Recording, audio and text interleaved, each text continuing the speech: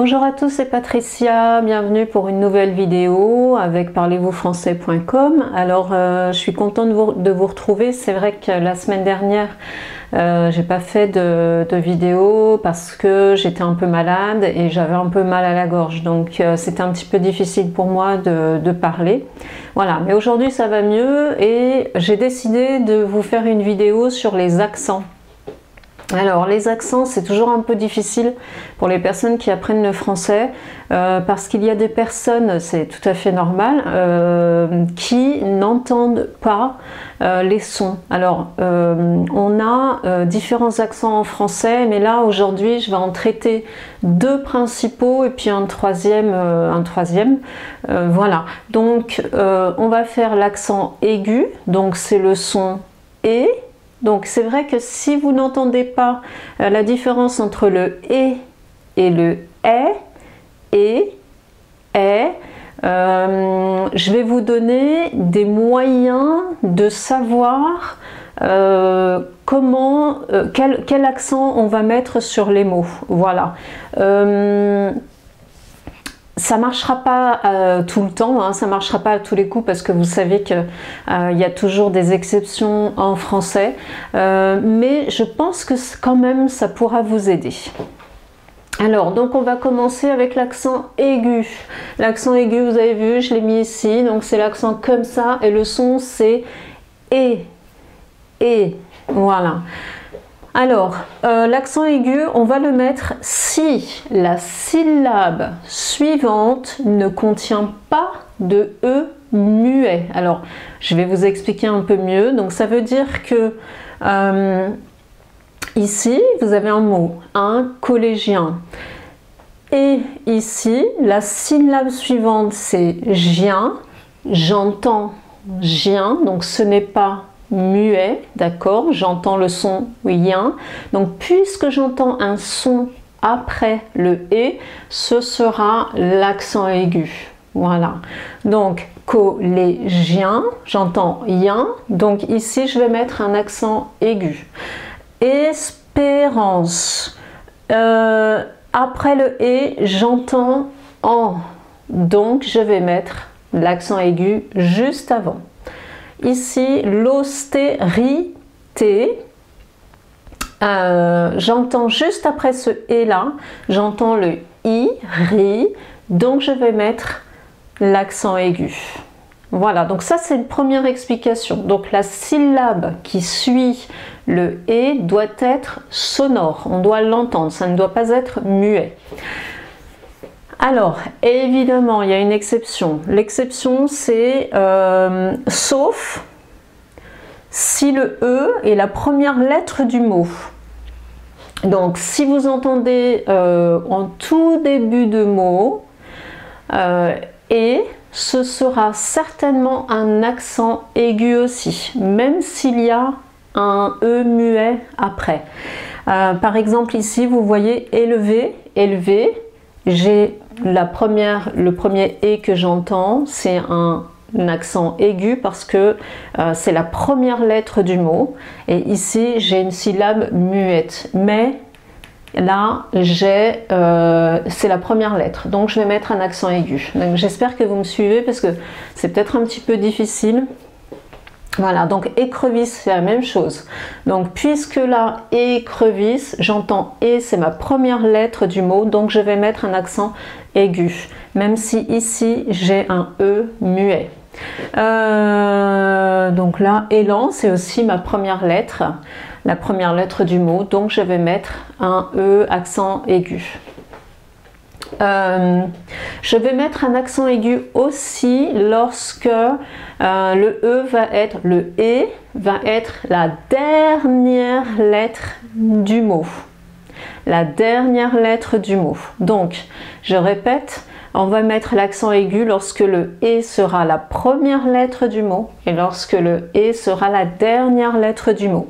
Comme manger, la pâtée, la santé par exemple, l'austérité, il y a beaucoup de mots hein, avec et à la fin, donc la dernière lettre du mot ce sera un E accent aigu.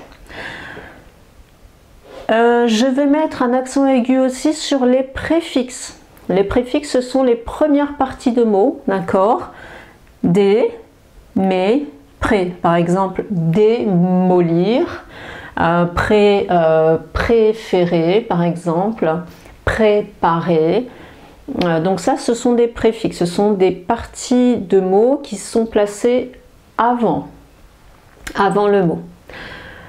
Voilà, donc tout ça c'est pour l'accent aigu. Donc je vais répéter pour l'accent aigu. Donc vous allez mettre un accent aigu si la syllabe qui suit le « et » est sonore. Si vous entendez un son après le « et », on mettra l'accent aigu. On va mettre, sauf, pardon, si le « e » est la première lettre du mot. Donc si le « et » est la première lettre du mot, c'est le premier son, la première lettre, je mets un accent aigu. Et lorsque, on va mettre l'accent aigu lorsque le « et » est la dernière lettre du mot aussi. Et on va mettre aussi « et » sur les préfixes. Voilà. Maintenant on passe à l'accent grave. Alors, on va mettre un accent grave quand le « e », donc le « est », précède une syllabe finale avec un « e » muet. Donc là, ça veut dire que le « est » va précéder une syllabe finale avec un « e » qu'on n'entend pas. Alors, je vais vous donner des exemples parce que je n'ai pas d'exemple en tête. Par exemple, « fier ». Ben, je vais peut-être vous en écrire. Je vais vous en écrire quelques-uns. Alors, donc, le E syllabe, par exemple, je vous l'écris ici, mais j'ai pas trop de place. Par exemple, le mot fier. Donc ici, vous voyez que le est avant une syllabe qui est muette, fier. Je n'entends pas. D'accord? Donc je vais mettre un accent grave. Qu'est-ce que j'ai encore? Collège. Un collège. Collège, voilà. Donc j'ai le « est » ici. Et après, je n'entends pas, il y a une syllabe muette. Je n'entends pas le « e » qui suit.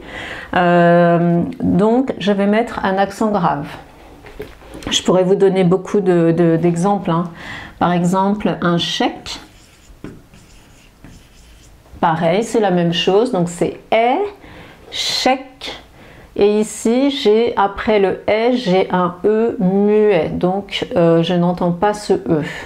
Donc je vais mettre un accent grave. Alors ensuite, l'accent grave aussi quand le « e » précède le « s » final d'un mot. Alors c'est complètement différent du pluriel. Là, je ne parle pas de mots qui sont au pluriel, je parle des mots qui sont naturellement avec un « s » au singulier. Donc quand le « e » précède un « s » final d'un mot. Alors par exemple,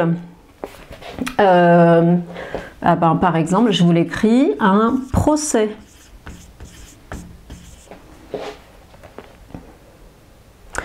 Un congrès. Donc ici, là, ça sous-entend que vous connaissez l'orthographe des mots. Si vous ne connaissez pas l'orthographe, c'est sûr que vous allez avoir du mal à savoir si vous devez mettre un accent grave ou pas. Donc procès, je sais qu'un procès, à la fin, il y a un S. Donc je vais mettre un E accent grave. Congrès, c'est la même chose. Donc il y a un S à la fin, un congrès. Donc je vais mettre E accent grave. Qu'est-ce que j'ai d'autre? Trait, voilà, c'est un mot que vous connaissez certainement. Voilà, trait. Voilà, ça finit par un S. Donc je vais mettre un accent grave. Donc je répète pour l'accent grave, donc c'est un peu moins, peut-être un peu moins compliqué. Donc je vais mettre l'accent grave quand le E, il est avant une syllabe finale avec un E muet. Voilà, donc je vais mettre un accent grave, oui, lorsque le E est avant une syllabe avec un E muet, donc comme fier, collège, chèque. Ensuite, je vais mettre un accent grave sur le E qui est avant un S final d'un mot, donc sans parler du pluriel des mots. Voilà pour l'accent aigu, l'accent grave. Alors l'accent circonflexe, ici comme ça. L'accent circonflexe, c'est le même son que l'accent grave. Donc c'est est, est. Alors l'accent circonflexe c'est un peu particulier parce que l'accent circonflexe, c'est pourquoi je n'ai pas mis au tableau. Souvent c'est on met un accent circonflexe parce que c'est par rapport aux origines de la langue française. Donc c'était par rapport au latin. Souvent dans des mots qui étaient au latin, il y avait un E avec un S ou d'autres lettres avec un S. Et dans l'évolution de la langue, on a enlevé ce S, mais pour remplacer le S qu'on enlevait, on a mis un chapeau, on a mis un accent sur certaines lettres. Alors c'est pas forcément que sur le E, mais ça peut être sur d'autres lettres. Donc c'est pour marquer que le S de certains mots ont disparu. Voilà. Pour savoir si vous devez mettre un accent circonflexe ou pas, il y a quelques petits trucs qui peuvent vous aider. Par exemple, si j'écris, alors je suis désolée, c'est un peu le bazar sur mon tableau, si j'écris la forêt, donc moi je sais qu'il y a un accent circonflexe, mais si je recherche dans cette même famille de mots, par exemple forestier, ici, il y a un S. Donc, ça veut dire que auparavant, dans la langue avant, il y avait certainement un S dans le mot forêt. Et donc, puisqu'il y a un S dans la même famille de mots forestier, ici, je mets un accent circonflexe. Donc, cherchez quand même, quand vous avez un doute, sur un mot, alors ça ne marche pas tout le temps, mais cherchez si dans la même famille de mots, vous avez un S dans le mot. S'il y en a un, ça veut dire que vous aurez un accent circonflexe. Voilà. Bon, j'espère que je ne vous ai pas trop embrouillé avec mes histoires d'accent et j'espère que pour vous, ce sera peut-être un peu plus clair. Je ne sais pas. Essayez quand même ces trucs-là parce que je sais que souvent, on m'a demandé bien souvent d'expliquer les accents. Mais pourquoi on met des accents? Parce qu'il y a beaucoup de personnes qui n'entendent pas justement cette différence de son. Voilà, donc j'espère que ça pourra vous aider grandement. Voilà, donc c'est fini pour cette leçon. Moi, je vous dis rendez-vous la semaine prochaine pour une nouvelle leçon, peut-être vocabulaire. À bientôt et bonne journée. Salut!